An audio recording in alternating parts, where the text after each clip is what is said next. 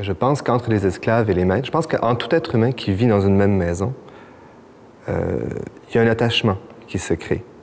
Bon, évidemment, il peut y avoir une forme de racisme. Je veux dire, à cette époque-là, si on se réfère à des textes, c'est sûr que dans un certain esprit, les Noirs n'étaient pas considérés comme des êtres humains.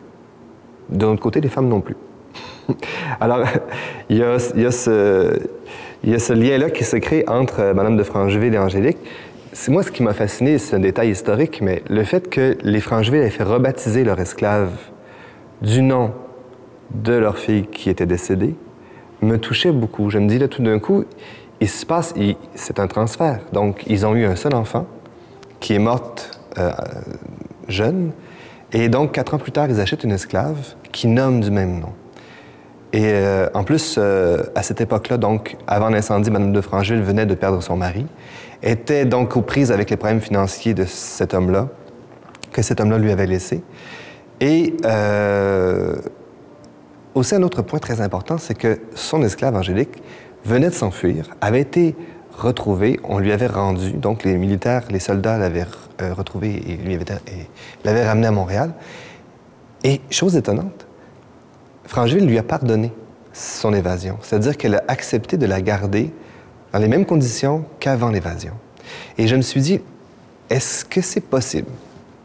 Est-ce que c'est possible que leur rapport ait été plus fort ou plus humain qu'uniquement un rapport de maître et d'objet, de maître et d'esclave?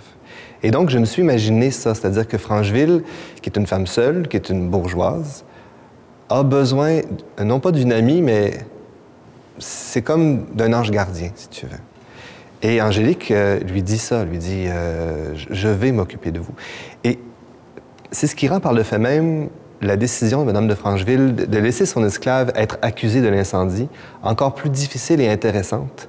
C'est-à-dire que plus tard dans la pièce, il y a une tractation qui fait que pour régler le cas de l'incendie de façon à la convenance de la bourgeoisie, on dit que ça va être l'esclave qui est la coupable. Et Francheville résiste à cette décision-là le plus longtemps possible, et à un moment donné, on lui fait une offre monétaire suffisante, et elle fait, bon, mais à ce moment-là, d'accord, je la laisse partir et tous mes problèmes d'argent sont réglés. Mais il y a un doute quand même, il y a une hésitation, et j'ai trouvé ça intéressant de communiquer ça.